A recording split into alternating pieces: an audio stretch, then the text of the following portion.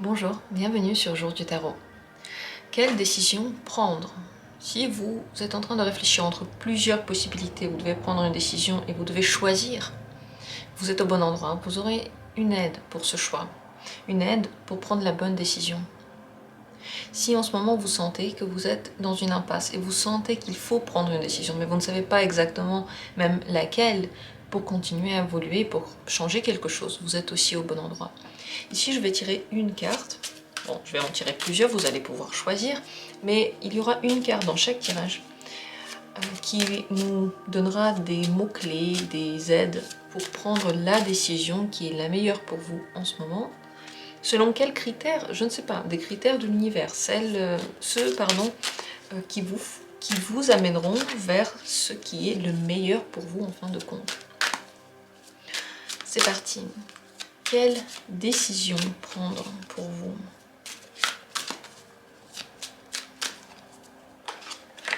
Première possibilité de tirage.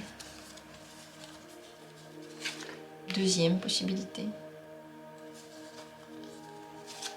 Troisième possibilité.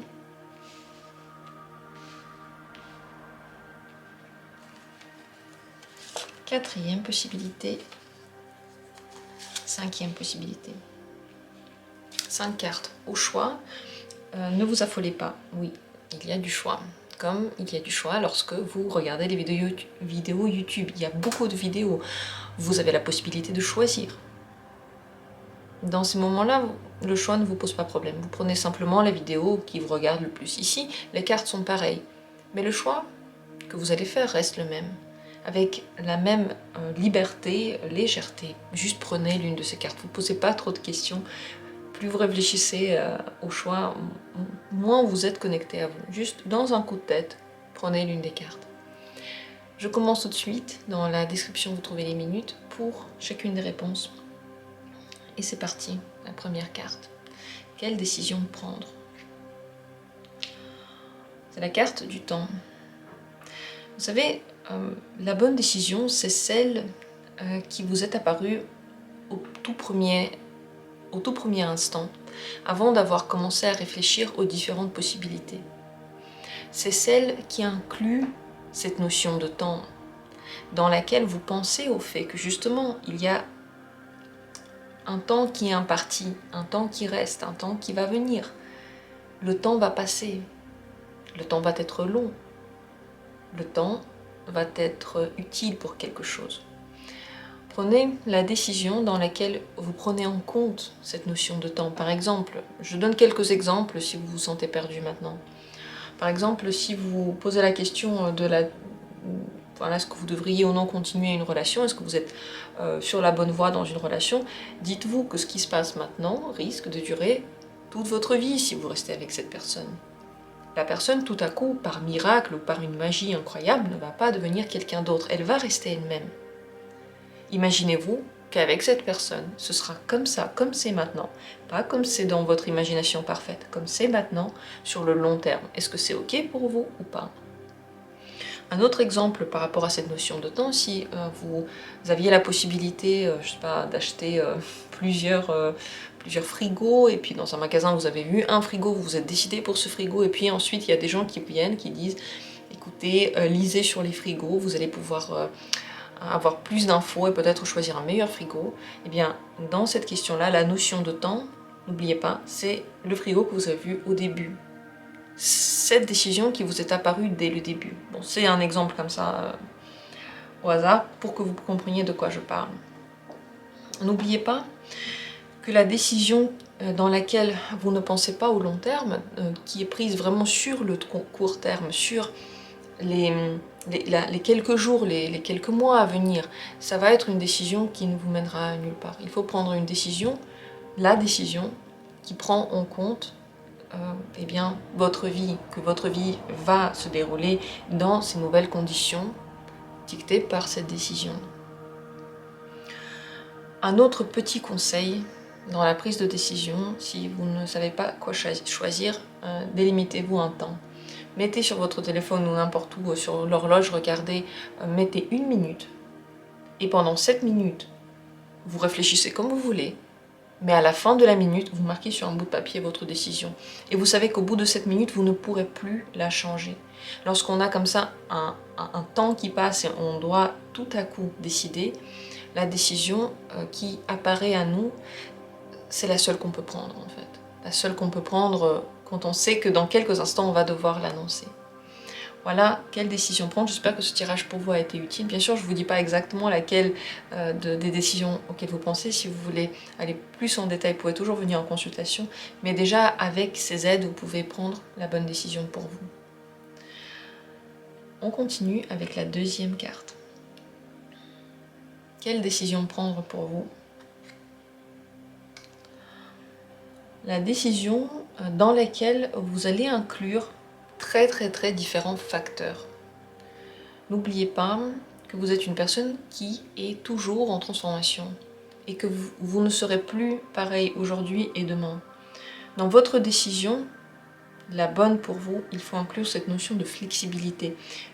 Qu'elle puisse être aussi flexible que vous, aussi changeante que vous. Si la décision vous met dans des limites desquelles vous ne pouvez plus bouger, ce n'est pas la bonne décision pour vous.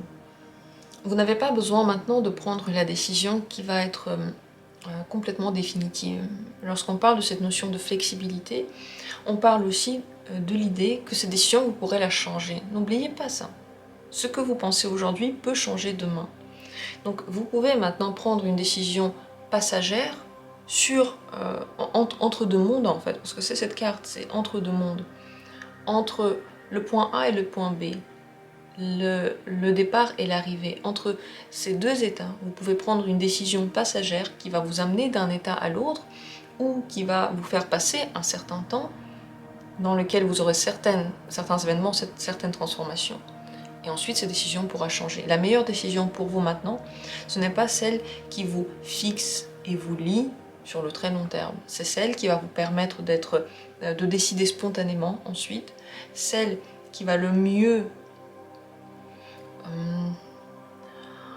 montrer que vous êtes justement dans une période de transformation et celle que vous n'allez pas considérer comme quelque chose de 100% définitif et 100% inamovible.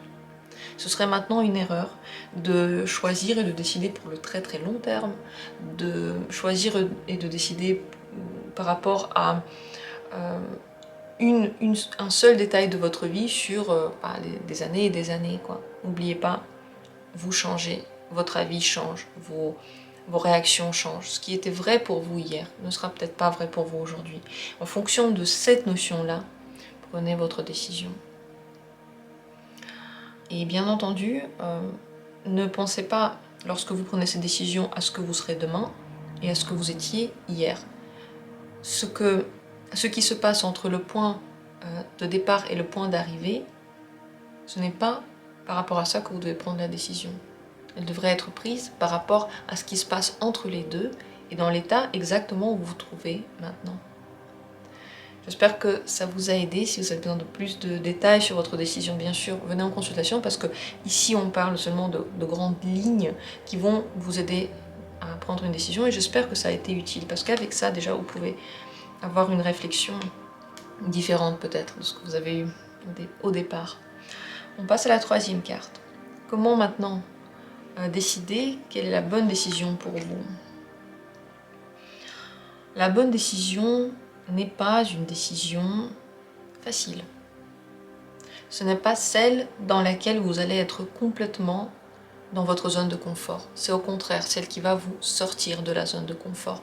Celle dans laquelle vous allez peut-être sur les toutes premières journées, les toutes premières semaines, ressentir peut-être un manque ou une perte ou de la tristesse.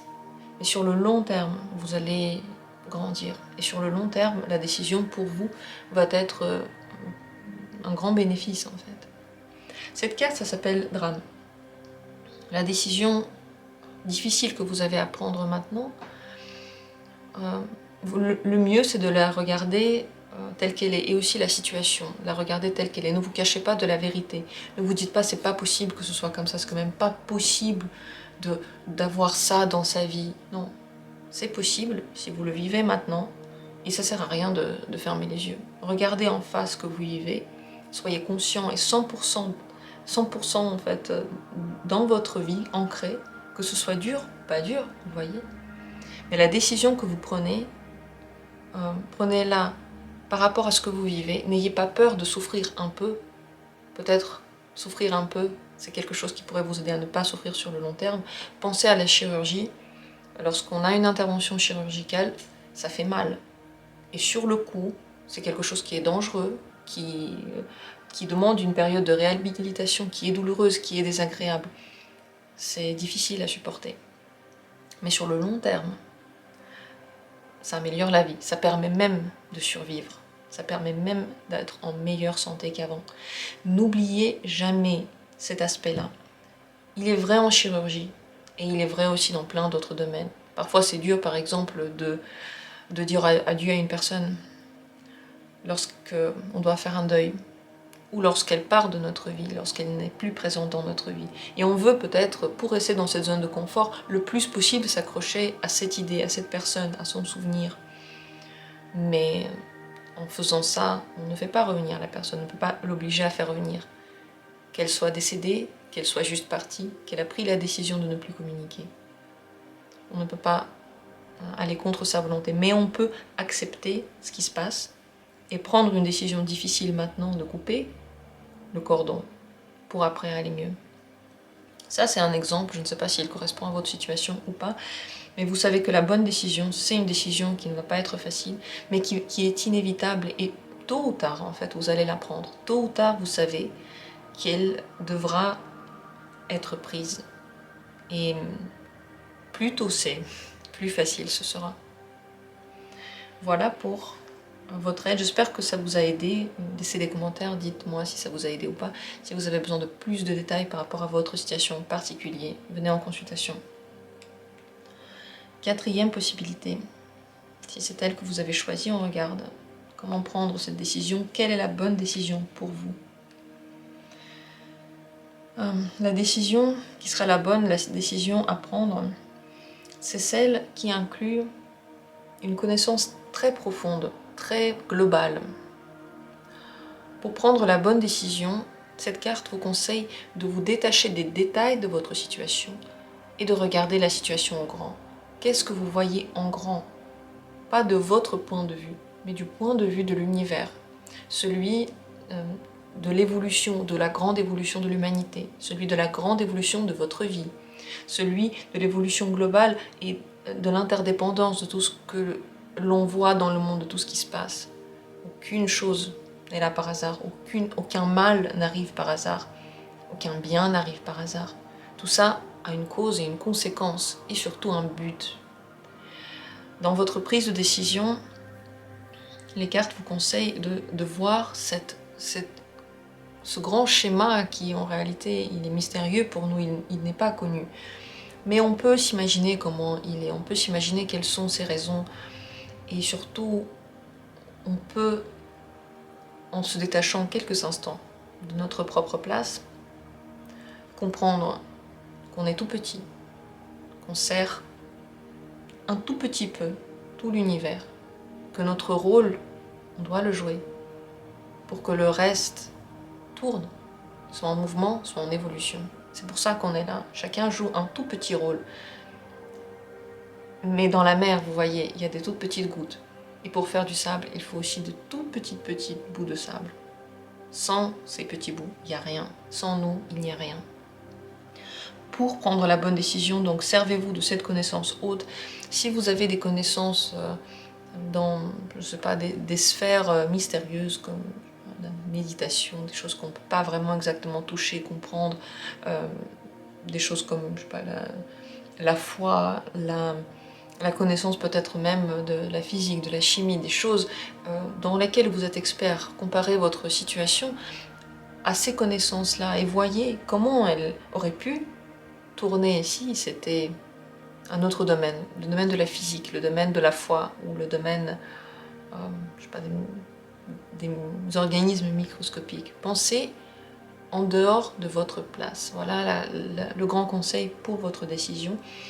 Et bien sûr que cette décision-là, peut-être qu'elle n'aura pas d'impact sur toute votre vie, Mais en ayant cette vision globale, vous allez prendre la décision qui est la plus saine pour vous. Pas la plus facile, pas celle dans laquelle vous vous sentez le plus en confort dans ces petits détails, mais celle qui est la plus saine aussi sur la grande évolution de votre existence et sur le cours de votre vie. Voilà pour ce tirage, j'espère que ça a été utile, intéressant, dites-moi en commentaire.